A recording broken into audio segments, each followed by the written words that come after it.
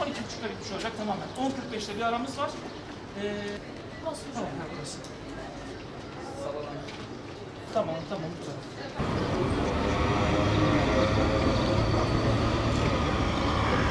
Kimliğin yanında değil mi?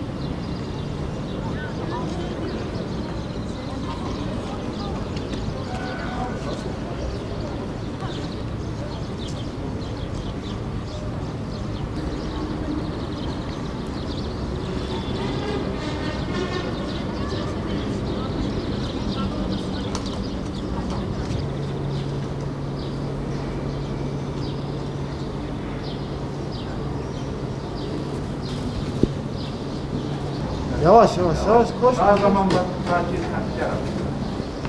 Abisi mi? Önceden niye düşünmedin? Bakmadın. Efendim? Önceden niye düşünmedin? Ama dışarı çıkmayacaklar bunlar. Annem burası.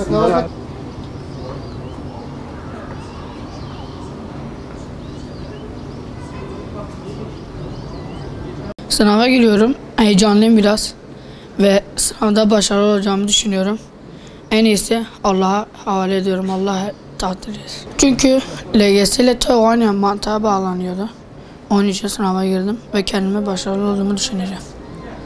Nasıl? Sınav heyecan var mı? Var. Çok var o da. Sınava gireceğiz. Heyecanlıyım. İşte yapabildiğimizi yapacağız. Yapamadığımızı bilmiyoruz hala. Onda heyecanlıyız yani. Peki nasıl hazırlandın mı sınava? Aynen hazırlandım. İnşallah bildiğimiz sorular çıkar. Gireceğiz, bakacağız. İstediğim okullar vardı. Onlara gitmek istiyorum. Yoksa açıkta kalmak istemiyorum. Meslek liselerine gitmek istemiyorum. Anadolu istediğim için sınava giriyorum.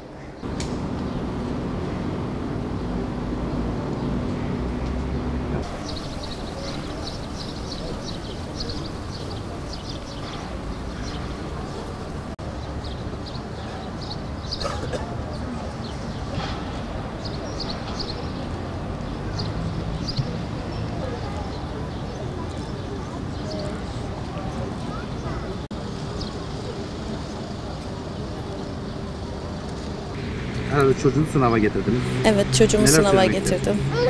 Başarılar diliyorum bütün çocuklara, yanı sıra da benim çocuklara. Allah emeklerini boşa koymasın. Rabbim zihin açıklığı versin. İnşallah hepsine de. Onlar içeride heyecanlı, siz burada. Aynen, biz de burada heyecanlıyız. Güzel bir sınav, güzel bir lise, güzel bir gelecek diyoruz. İnşallah. Allah'ın izniyle. Dua ediyorsunuz. Dua ediyoruz tabii ki. Dualarımız kendileriyle. Bugün herhalde çocuğunu sınava getirdiniz. Evet, Onlar oğlumuz. için dua ediyorsunuz. Evet, oğlum için dua ediyorum. Tüm Muhammed ümmeti için. Sınavlarının başarılı geçmesi için dua ediyorum. İşte kendini denemek için, ne bileyim hazırlanmak için. Sınava girmek istedi, bilmiyorum. Peki çocuklar içeride, siz burada heyecanlısınız değil mi? Evet, biraz.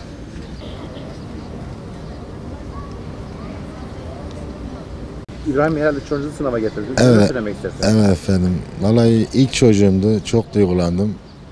Başarılar diliyorum kendilerine. Tüm çocuklarımıza Allah'ım rast getirsin efendim.